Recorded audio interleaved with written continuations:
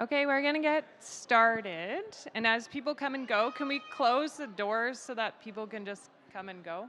Thank you.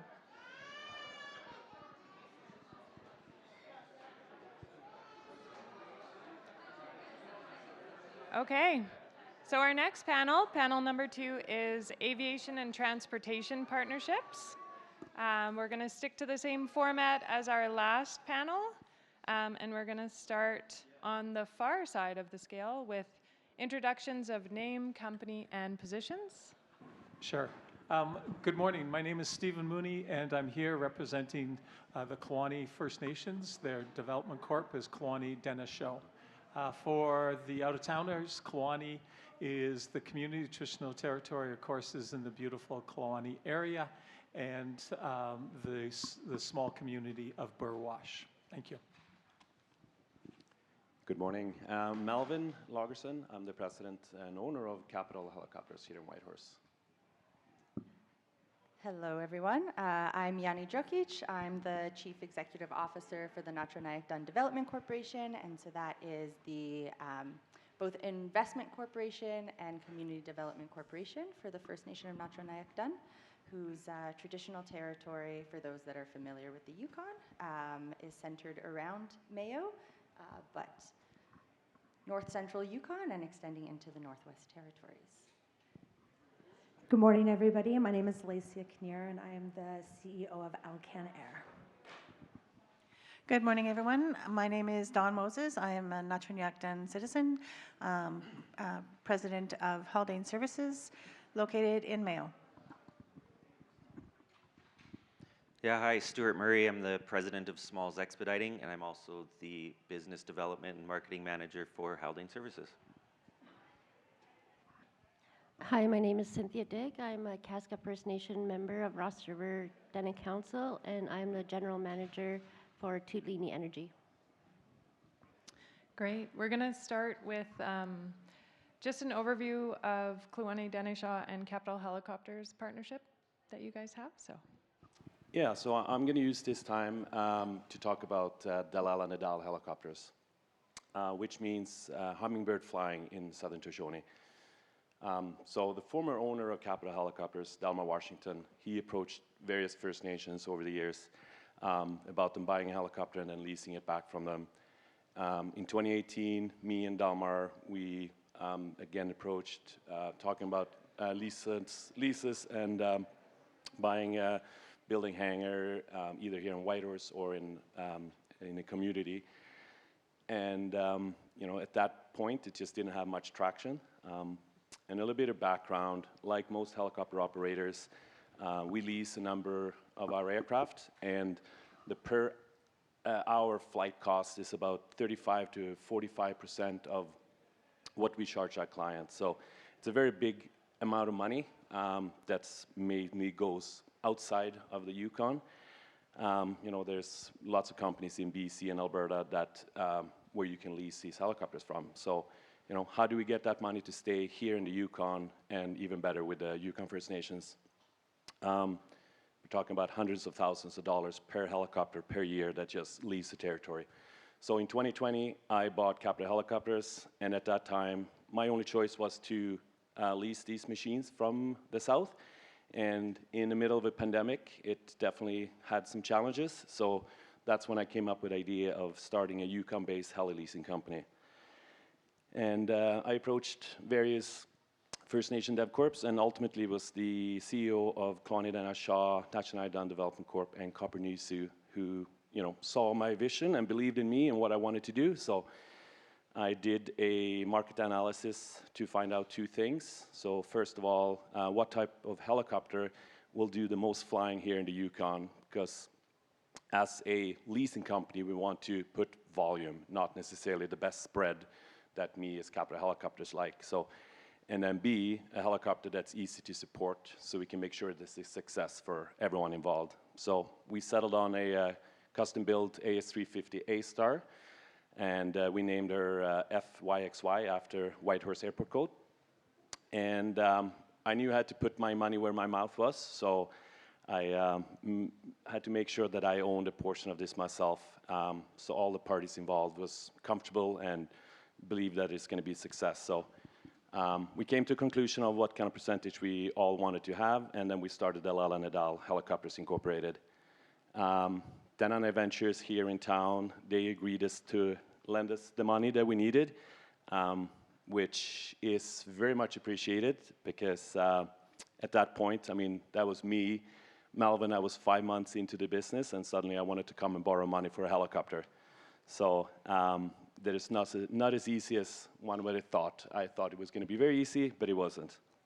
So we started the helicopter build in December, and then we finished in May 2021. And since then, I mean, it's been a really big success. We have outperformed what my guarantee and my estimation was with 78% per year over 5 years. So all that money now is being spent in communities right here in the Yukon. And I think it's very important. And why I want to talk about this and do it this way is because I want people to understand that it takes time to make these kind of things happen. It doesn't happen overnight. And you know, you plant a seed and you nurture it for years, and you have to keep building these relationships.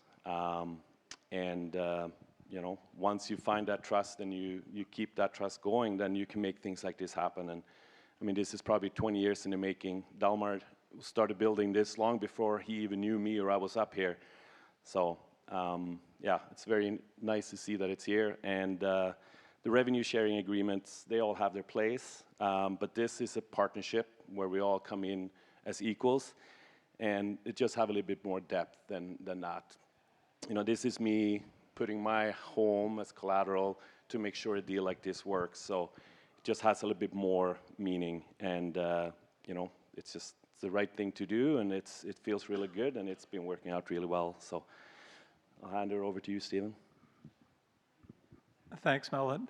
So I can share on the other side, getting the development corps together. And, you know, some say that we don't play well together. That is not true. This was a classic example of 3 development corps coming together, looking at it, and we are much stronger with 3 brains. With Yanni's brain, Jennifer crunching the numbers.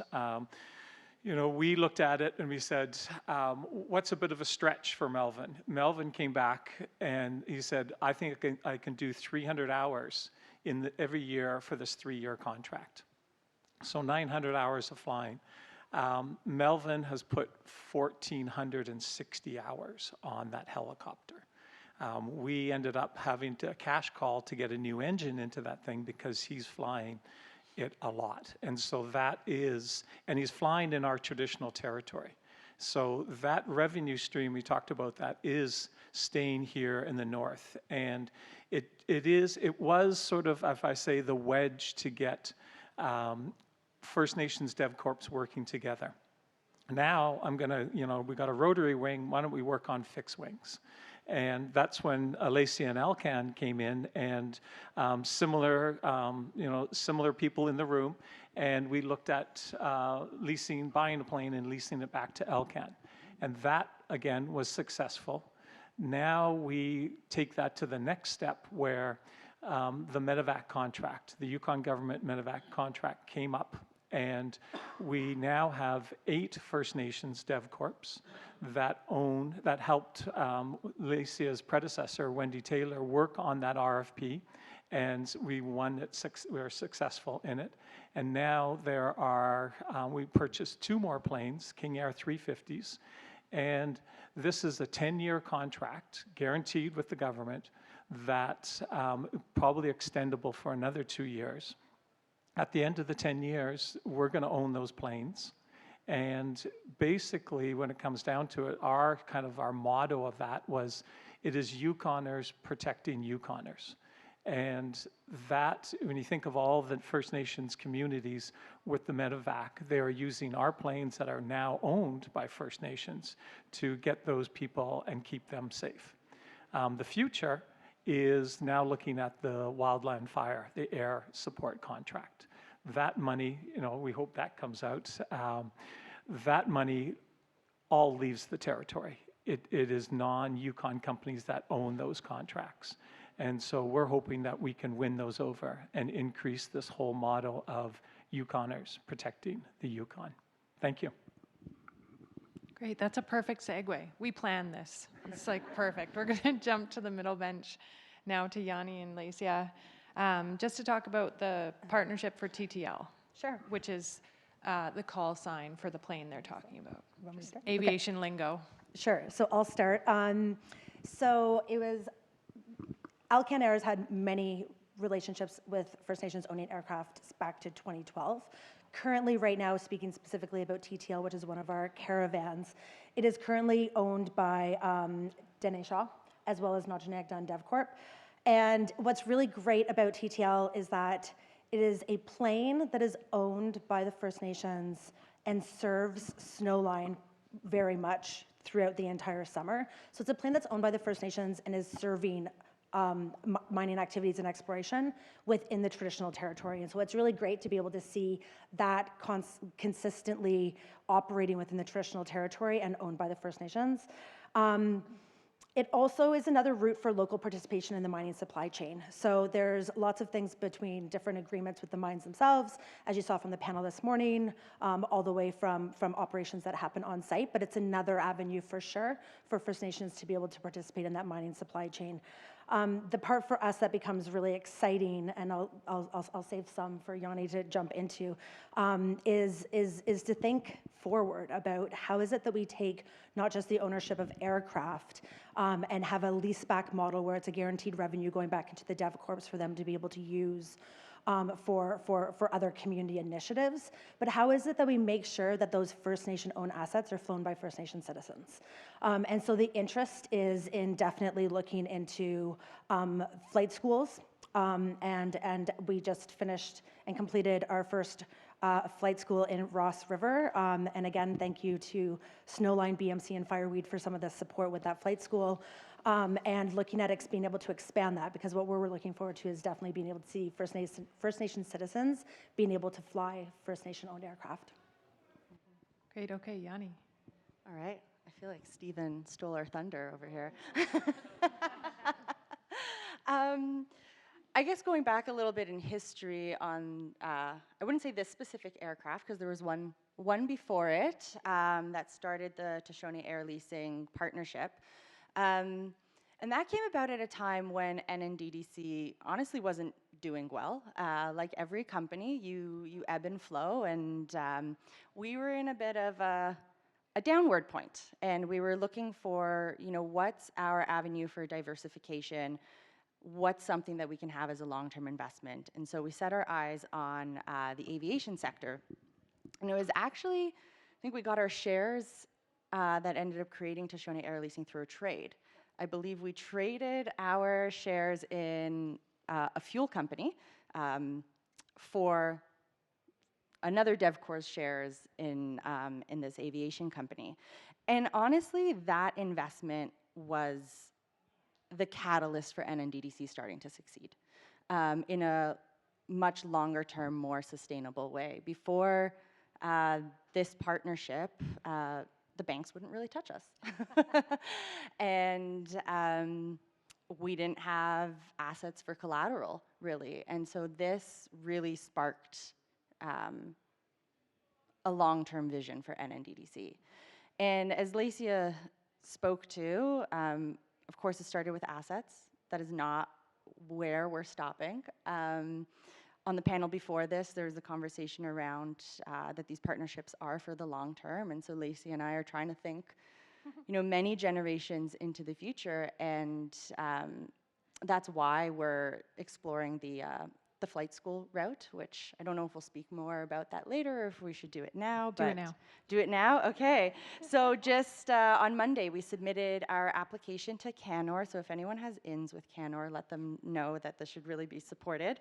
But it's to start Central North Yukon Flight School based out of Mayo. And we're really wanting to see Mayo potentially become a hub for these types of training initiatives. There are lots of hurdles to go through with the federal federal bodies that are on having that as a consistent offering in communities, but that is something that we will fight on the policy side of things. But yeah, really wanting to see that we're investing in people, because it always has been and always will be about people, and wanting to ensure that at the end of the day, it is going to be Yukon First Nation citizens that are flying all of these aircrafts, and not just stopping at the pilot side, right? We're looking at training for aircraft mechanics, we're looking at training for the paramedics that would be on the medevacs, we're looking at the training for those that would be in the wildland fire space. And so aviation isn't just an opportunity for there to be pilots. Aviation is so much more than that. So we're really trying to expand what we're doing there, and then after that, it'll be targeting kids as young as possible. So how do we get into the schools to be talking to the little ones and get them really excited about this field? You know, someone did that for me when I was young, and my dream was always to be a pilot. I didn't end up being a pilot, but it was like this guiding star that helped me get through school, and that's where I thought I was headed. Okay, great. Now we're going to bring it back to the ground, not the aviation, the to ground transportation. So we'll start with Dawn. If you could just introduce Haldane Services to the crowd, and then talk about the partnership and how it formed. Yeah, so Haldane Services, the vision for our company started in 2018, right around the same time as Victoria Gold was entering into its construction phase, and there was a need for shuttle services for their crew changes. I was actually living in Yellowknife at the time, had recently fallen in love. So, you know, we were looking for a way to be together in the Yukon. And I also was born and raised in Mayo, and so I wanted to come home. And at the time, Victoria Gold's slogan was, you know, to bring people home. You know, we had some conversations with them. Laura Lee Johnstone was very supportive of the initiative and introduced us to Smalls Expediting. My partner is Victor Semsmone. And so from there, we very quickly moved into Mayo, got Smalls buses up to Mayo, and hit the ground running and started shuttling people back and forth for Victoria Gold through the whole construction phase and right up until now. So Haldane Services, the name was out there since 2018. We didn't actively become our own operation until actually May of this year for a number of reasons. COVID being one, some funding issues being another. But throughout that whole time, we were working together with Smalls. We were learning from Smalls, and the partnerships that we've created with them and other companies has led us to be able to be independent now, still with their support and still working together. Earlier, the panel before us, Scott was talking about how his company was supporting the new catering service that they've got into Snowline. They've also supported us very strongly, and we're very appreciative of that. And we are also in partnership with the NND Development Corporation since the beginning, and they've also been very supportive of us. And going forward, we hope to grow our business to the point that maybe we can sell it off to somebody younger, but have it in a place where you know, it can be a turnkey operation for them. We've got some big plans. We'd like to build a big shop that we can store our buses in and create some more partnerships along the way. Yeah, awesome. Just to add to that, I think it's hard going towards this end of the stream, but Melvin, you really hit it on the head. This was an 8-year takeoff. Like, it took us 8 years to get this going. No pun intended. 8 years of working together, the goods, the bads, the uglies. Obviously, the incident at Victoria Gold took a big hit on things. But from the Smalls perspective, we still saw and we still do see value in how we can create this moving forward. And for Smalls, the vision isn't just to be closer to the action, it's to build the partnerships and relationships in the communities, using community citizens to drive the employment and opportunities within these communities. Because at the end of the day, if we aren't supporting our communities, why are we doing this? You know, it takes all of us working together to continue that growth. So yeah, there's a lot of big steps on the horizon for Haldane. I think one thing I wanted to touch on was the risk behind it. There is a lot of risk in starting your own business or starting your own enterprise or starting your own air leasing or starting your own fuel company. All of this is based on risk and your comfortability to take that leap and make that risk. And it's not done without the support of everybody spending money in the community, everybody putting in all of the effort. I think any business owner in this room can attest to the fact that they've never worked a 9 to 5 since they've owned a business. You just work. So yeah, it's really about the partnerships that you build. I think from a Smalls perspective, just to touch on the aviation transportation partnership side of this, we might be Smalls, but we really do think big. And our next step, we've kind of put this into motion with our own growth strategy. We've had an employee working with us for about the same amount of time, 8-9 years, Kira Lutz. And we recently, this past spring,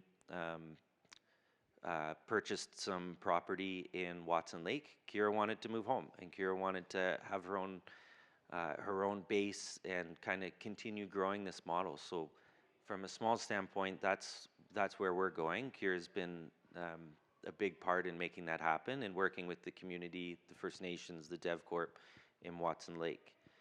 Beyond that, I think it's really challenging just to touch too that being a ground transport carrier, we travel across the Yukon and we quite literally drive right through every community, every nation, and it's important to us that we open dialogue with the nation, with the community members, with the citizens that we're working with. Like Tululini, Cynthia and I have worked together for a couple of years now, and Smalls has worked within Ross River and with the Development Corp for over 10 years. So there's room to grow everywhere. If we aren't doing this, we're missing out. Great. Good segue. We'll get Cynthia to give the crowd an overview of Tululini and the sort of the services that you guys provide and sort of the scale that you're providing them. Well, Tululini Energy is a 100% First Nations owned company by the Ross River Dene Council. It's been in production or incorporated since 2005, and I just started in 2023. It has grown quite a bit since I've been there, and we fall underneath the Dene Development Corporation company. So we're growing pretty quickly, and it's good to have partnerships like Smalls and North of 60. They've been a big help with what we provide. The people who we service in our traditional territory is Parsons, Snowline, Fireweed, BMC, Wolverine, Quetzal, Seabridge, Selwyn. So we provide a lot of services to a lot of people. And since our fiscal year of April 1st, we've delivered over 4 million liters of fuel throughout our traditional territory. So we're a really busy company, but it's something that I do enjoy and I'm glad and proud to be a part of. That's fantastic. When we had the sort of pre-meeting discussion about this, I was like, well, what do you think? Like, I don't know, give me a ballpark. And she's like, I don't know, 4-6 million liters. And I was like, oh my God, right? Like we forget these things, or you don't know, or you just get used to hearing company names like they're the fabric of the Yukon, because they are. But then you really think about what that means in terms of money and investment into the communities that these companies are operating in. And so all of these stories are incredibly inspirational. I don't think, on Sunday there was a keynote speaker and the time value of money, right? And you look at the companies up here, and all of the individuals and all of the companies have made a really concerted effort to put in that time. because you don't walk into a room and convince someone to trust you. That's not how trust works. And so these are just some examples, and the goal of today's session was to give you a really nice cross-section of industries and what it brings to the Yukon. In the last 5 minutes, we are just going to touch on a highlight of 2025 for each of you, starting with Stephen. I think the highlight is working with Alcan and the growth there, but what this has triggered is I'm always looking down the road, and bringing 8 First Nations together to support Alcan in that, I just think there's a lot of growth coming, and I hope other DevCorps see this and that we can play well together and look at future work, because there's a lot coming down the pipe. That would be my highlight and my wish. The highlights for me and for Capital Helicopters is just the continuation of everything that we built and started. And, you know, every year we get a little bit bigger, and, you know, we work in more traditional territories. This year with one of our clients, we spend a lot of time flying in one of the traditional territories we typically don't work very much in. So it's nice to be able to make sure that some of that money goes to these communities where maybe they don't see as much action as some others. I guess I have 2. Definitely the 10 years worth of medevac work was a huge accomplishment from so many people that, you know, had to strategize and had to get the banks to do some wild kinds of financing, but it all worked. We hoped, we took a risk, and it worked out. But for me, one of the highlights, I was doing some work at J.B. Clark, so our school in Mayo, and one of the kids there had asked if we own Alcan. Not yet, yeah. So that that was a bit of an exciting moment for me to, you know, like have a conversation with a youth about, you know, that the possibility does exist there, that we could like start talking about equity, and it is a conversation that has been bounced around there. And I think that's, yeah, just seeing young people in Mayo being excited about the potential for us to be owning these companies, or part owners in these companies, or taking over these companies potentially in the very long term. And so that was a big moment for me. Thanks, Yanni. Yeah, I echo a lot of what Stephen and Yanni said. I think that one of the most highlights for sure for this year for Alcan Air has been seeing our values hit the ground with having our First Nation partners owning critical health infrastructure. So in owning 75% of the medevac aircraft, and seeing our values as a company be able to be really reflected in what that looks like for the structure of our company has most definitely been a highlight. And looking forward to 2026 when all of our partners are on the ground for when those 350s arrive in the Yukon. So that'll be happening in early 2026, and looking forward to that moment. Great, thanks. Dawn? Obviously, I think our biggest highlight of the season was becoming Haldane Services active, independent, and starting to grow our business, and feeling that sense of accomplishment and ownership, and providing the service at a high level, continuing to provide that service at a high level, and just looking forward to seeing where it can go and where we can grow, and the potential to provide more within our own community. We've had ideas with Smalls that we can develop some more shipping routes that will benefit the communities along the way between Whitehorse and Mayo, and so that's something that we would like to develop, and you know, be able to then maybe hire a few more people in Mayo. Yeah, I think highlight of the year is, for me, with Smalls, is the relationships built and seeing the excitement within our sector, because what we do is ground transportation is not just mining. That's our bread and butter. That's what we love to do. But we hit across the board, and seeing the relationships built across the ground transportation sector and logistics in a whole it really strengthens the position we all hold in the Yukon as Yukoners to continue growing our Yukon businesses. I think the highlight for Tulini Energy this year would be working closely with Snowline and Alcan and Tintina with our air delivery of fuel. It was like 6, sometimes 7 days a week throughout the whole summer, so it kept one of my guys really busy. But it was a very successful program, and I'm looking forward to doing it again next year. Great. Quite literally just stop blinking. So my highlight, totally biased, was this session today. I thought it was amazing.